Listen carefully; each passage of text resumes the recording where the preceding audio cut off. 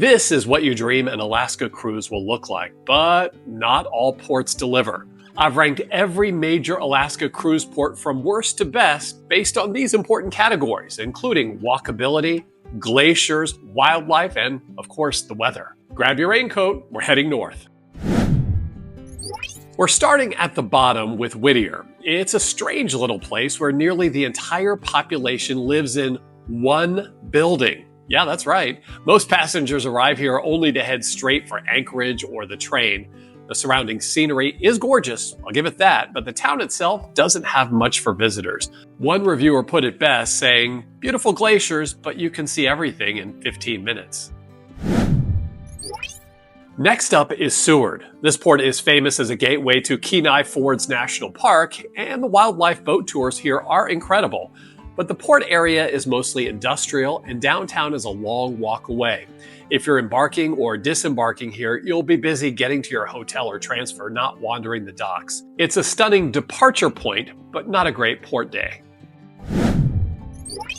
At number 10, we have Valdez. Remote, beautiful, but rarely included on most itineraries. This town offers towering waterfalls, sea otters, and incredible photo ops. The problem is simply accessibility.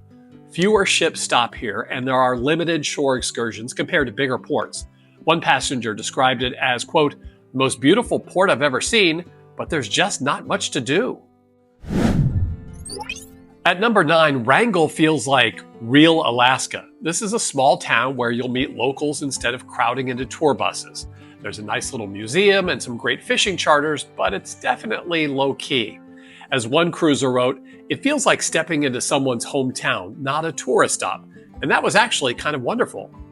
If you prefer peaceful and personal over polished and packed, Wrangell is a hidden gem. Coming in at number 8 is Haines. It's just up the channel from Skagway, but it feels a world apart. The town is small, laid back, and surrounded by incredible scenery. Cruisers love that it's less crowded, with one saying, "We met local artists, visited a distillery, and even saw eagles nesting by the road. It was the most relaxed day of our trip." Haines doesn't have the big ticket tours, but it makes up for it in charm and authenticity. At number 7, we have Petersburg, also known as Little Norway. This is a working fishing town with colorful docks and Scandinavian roots. Most big ships can't stop here, so it's quieter and more local. That's both a blessing and a curse. There are fewer tour options, but more opportunities to just stroll and chat with people who live there. Only smaller ship lines like National Geographic Expeditions, Lindblad Expeditions, and Alaskan Dream Cruises stop here. If your itinerary includes Petersburg, consider yourself lucky. It's a rare and refreshing stop. Number 6 is Icy Strait Point near the native village of Hoonah. This is where many cruisers see their first bears or whales, and the zip line here is pretty legendary. The one catch is that everything revolves around organized excursions. You can't just walk into a town center. It's a shore excursion designed specifically for cruise passengers. A cruiser on TripAdvisor summed it up pretty perfectly. "We saw humpbacks breaching and bald eagles everywhere, but I wish there had been a little more local flavor." Still, for wildlife and wilderness, Icy Strait Point is pretty tough to beat. In 5th place is Sitka, a port rich in history, culture, and scenery. This was once the capital of Russian America, and you can still feel that heritage throughout the town. The Raptor Center, St. Michael's Cathedral, and the Totem Trails are all within easy reach. It's walkable and worth every step. One reviewer said, "Sitka was my favorite stop, small enough to explore without a tour, but full of things to see." The only downside is that it can get busy when multiple ships arrive. At number 4 is Juneau, the capital city and one of the most popular ports in Alaska. This is where you can ride the Mount Roberts tramway, go whale watching, or visit Mendenhall Glacier. Our helicopter tour onto the glacier was truly the most memorable experience that we've ever had on a cruise. Juneau is packed with options, and that's both its strength and its weakness. The traffic and crowds can be pretty intense, especially when several ships are in port. A traveler on Reddit put it best, "We saw more whales in Juneau than anywhere else, but also more tour buses." Plan ahead, start early, and Juneau can be the most exciting day of your cruise. Number 3 goes to Clywach on Prince of Wales Island, one of the newest and most locally run cruise destinations in the state.